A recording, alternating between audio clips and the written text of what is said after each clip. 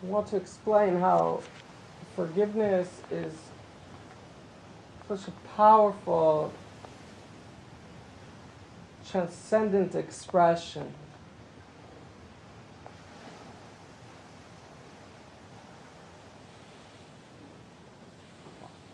I want you to understand that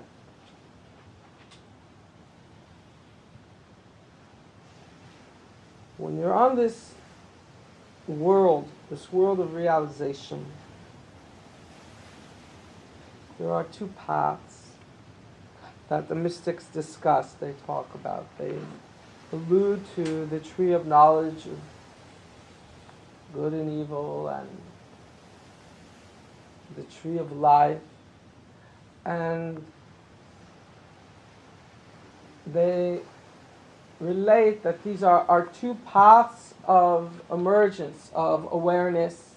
One is a path where you learn what you are by learning everything that you're not. And the other is a path of engaging all that you are.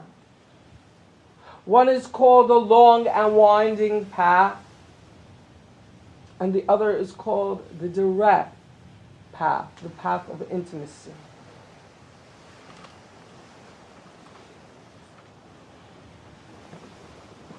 You must know these people. There are people that it's like they have a predilection that if they're in a maze, they have to first explore every dead end in the maze before they will commit to getting out. That they have this codependency on disconnect.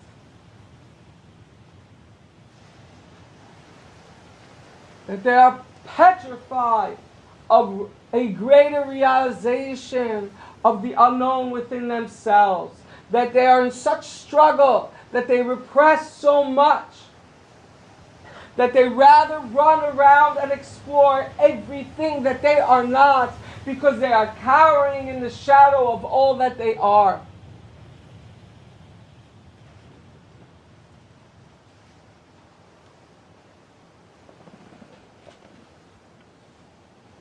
And it's like they start off with a map and they take a marker and they create a big circle and they go, I'm somewhere here. And every time life knocks them down, nature knocks them down,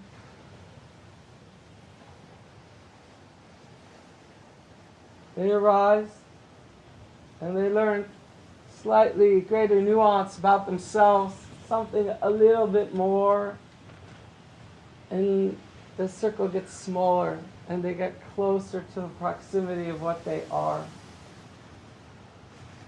And their map begins to look like a spiral, a circling spiral, getting closer and closer and closer to what they are.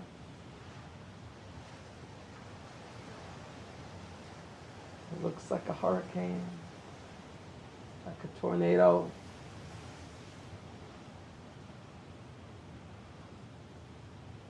But you know, a tornado,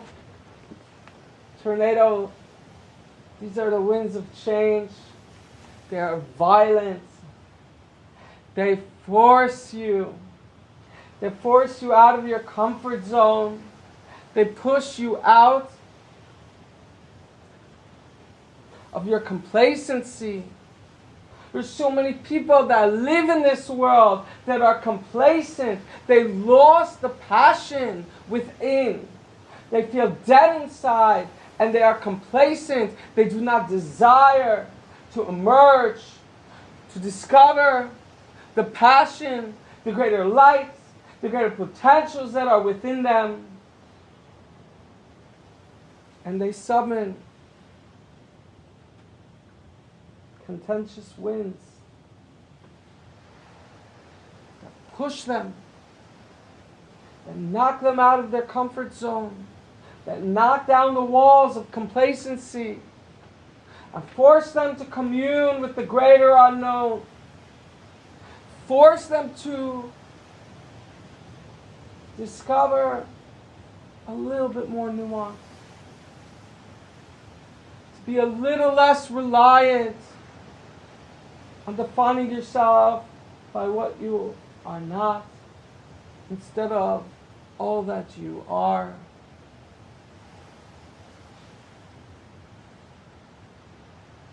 From the violent winds, they too are rooted in a benevolent expression. They are part of the divine as mother, the great unknown, knocking down the structures that obscure your latent divinity. She's calling you home.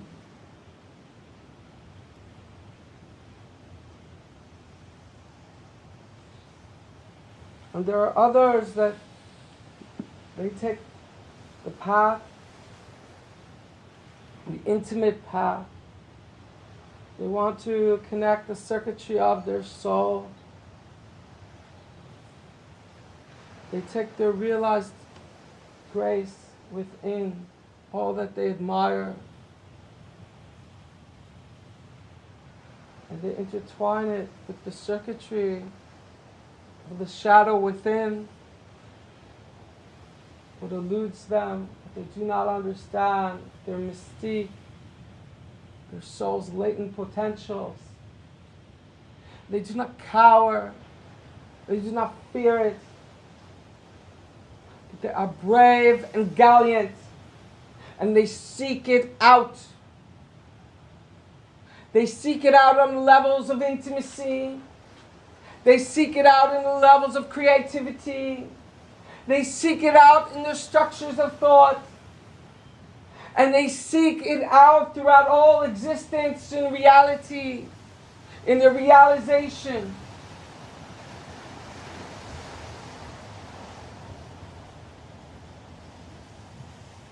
Like star-crossed lovers that roam the world,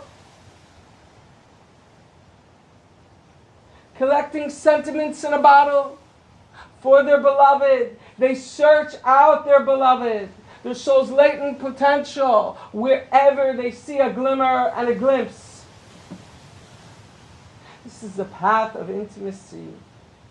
These people are not afraid of the unknown. They revel in it. It is another glimpse. It is another chance. It is another rendezvous.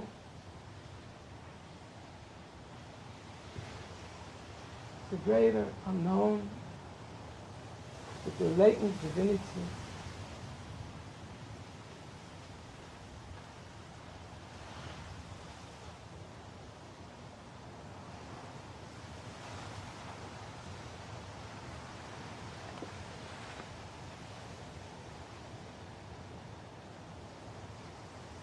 Some come to this world codependent. Codependent on the drama. They're codependent on lessons of without. They are far from the eternal self, and they do not agree with their unconditional worthiness. They feel they have to achieve. They feel they have to actualize in order to be deserving of the greatest love, to be deserving of the greatest grace.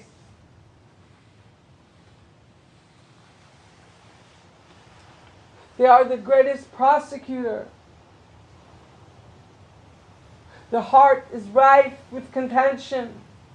They say, I do not deserve it.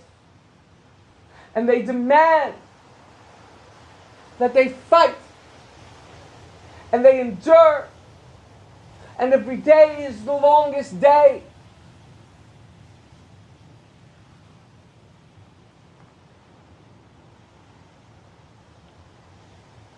And they summon lessons of without. to help them spiral into the shadows that lie within.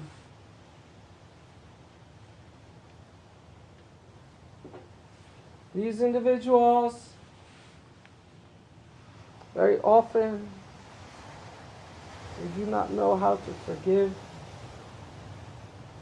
because they have not learned, mastered the language of forgiveness within themselves. And they carry this lens of severe judgments upon others, and they prosecute the world around them, and they prosecute the Creator.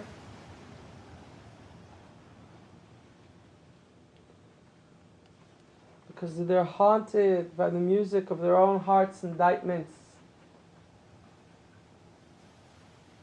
These individuals become codependent on the drama. They need the oppressor.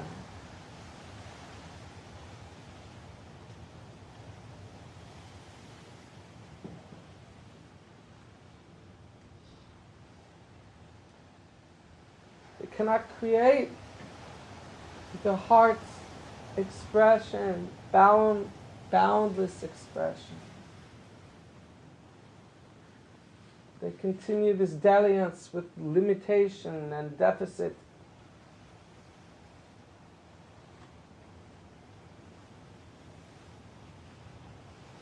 And such a long and winding path.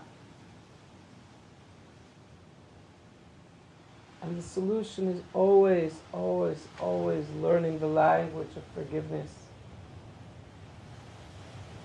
Some people will say that forgiveness is, who can create? What are you going to create when you're carrying so much burden, so much heaviness in your heart? There's so much more than that.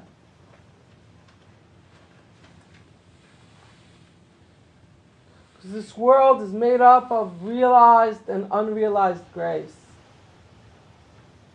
And what you prosecute with all your judgments, you see is only a fraction of the true reality. You stand in judgment because you cannot forgive yourself. Because you contest your unconditional worthiness. You cannot connect the circuitry of your eternal nature. And so you prosecute the rest of creation. When you attain forgiveness, you find gratitude. You recognize that there are some players in this world that attract you closer to all that you are, and other players that repel you and say, do not be like me. You're not supposed to be like me. Your soul has a sacred song from on high. It is needed. You need to play it on key. Don't play it with dissonance, but you need to liberate your heart. You need to play it in its authenticity. Play it on key. Don't be like me. I'm singing a different song.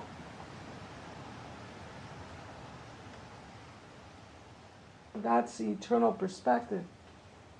That's the eternal vantage point. It's a vantage point of wholeness. But people stuck in the linear fray of contention, they cannot see it. They cannot witness it. And they cannot forgive themselves. And so they cannot forgive the other. But if they transcend it, if they enter into a transcendence, it is a sacred right. Every sacred right is an act of convergence. It is transcending the cause and effect and effect and effect of the linear progression.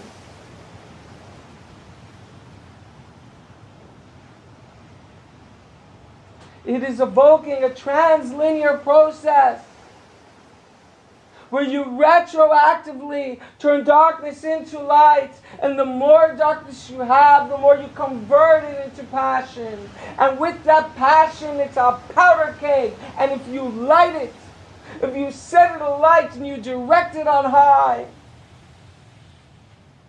then like a rubber band that you pull back with its tremendous torque, the greater the torque, the greater it launches and shoots forward.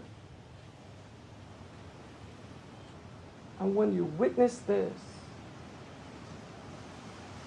then you will see that forgiveness is gratitude.